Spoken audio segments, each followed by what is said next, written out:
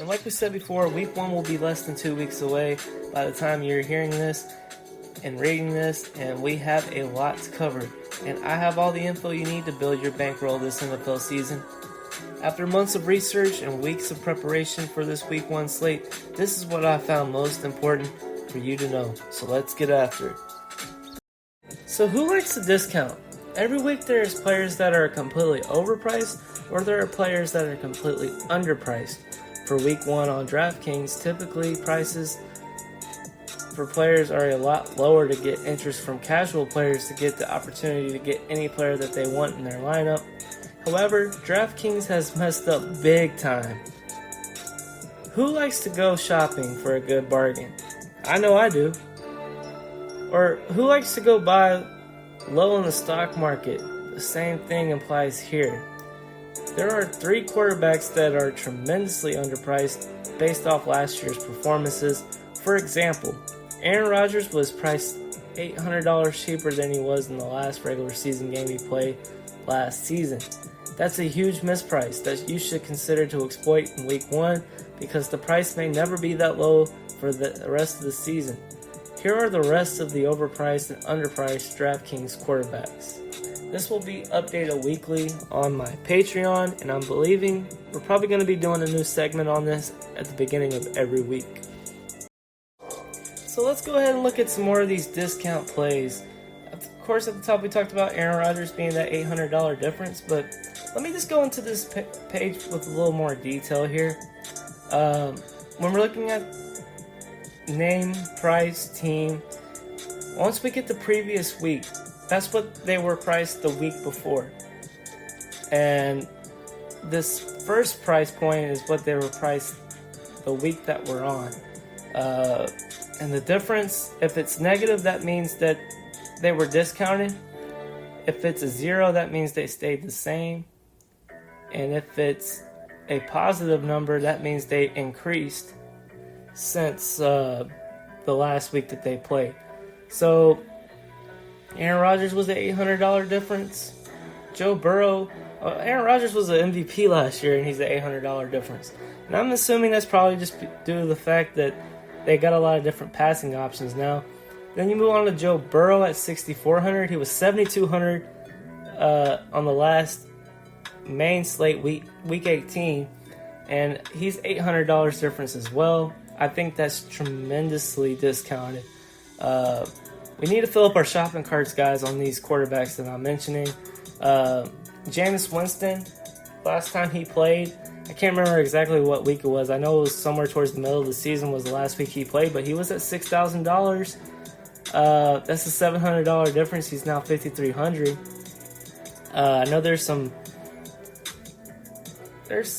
type of problems there, I should say, because Jameis Winston's got a new head coach now.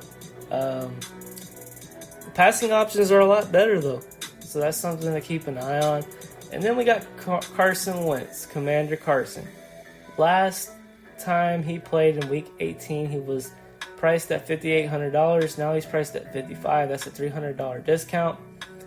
Here's some more discounts here. Baker Mayfield, $300 discount. Daniel Jones was a $300 discount. Then you get Lamar Jackson and Zach Wilson. They were both $100 discounts.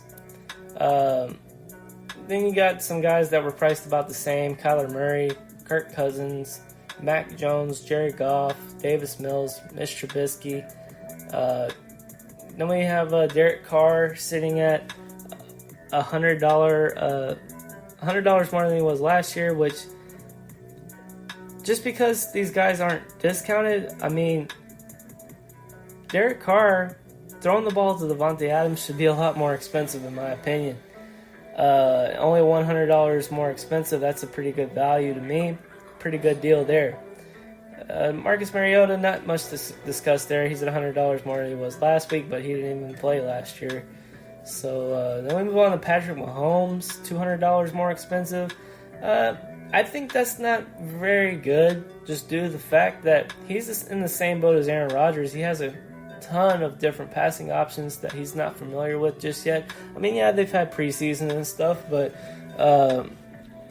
And the difference between him and Aaron Rodgers is Patrick Mahomes has played a lot in the preseason, throwing to his new passing options. So I think he might have a better rapport, but when these prices came out, DraftKings didn't know that. So yeah, I think he's a little overpriced, to be honest. I think he should be probably in that $7,500 to $7,300 range. Justin Fields, he's increased his price point, which I don't really know why. He hasn't really done anything to impress us. Jacoby Bersett was priced at $5,200. I think DraftKings mainly did that because they knew there was a possibility Deshaun Watson would not be playing with the Browns.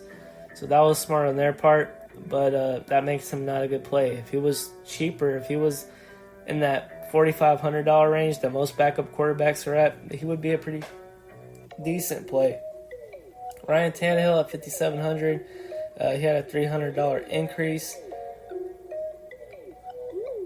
So like him, not really liking him. Matt Ryan, $5,500. He was $5,200 last week. The last week he played. Jalen Hurts, he's had a $400 increase, which I'm guessing the only reason why was because the acquisition of A.J. Brown. Tua, $400 increase. I don't really know how much I like that. Trey Lance was a backup in his last week of the regular season, but he got priced up to $500 more, which is understandable because now he's the starter. Trevor Lawrence, he was priced up $500 more after being $5,100 in week 18. Not too surprising there, but here's somebody I do want to highlight as being way too expensive is Justin Herbert. I think a lot of people are going to buy in on this week one, and it may be a huge mistake. You guys don't remember first couple of weeks last year? He ruined a lot of people's days, and he was in that high 6K range then, and now he's at $7,600. So $800 is a little too rich for my blood. I would rather go after some of these guys that are discounted or stay at the same price. But that's just my opinion. I hope you guys like this page because I really think this is something that we need to keep an eye on, especially in the other positions, not just quarterback. Let me know what you guys think of this section in the comments. And let's go ahead and move on to the next one.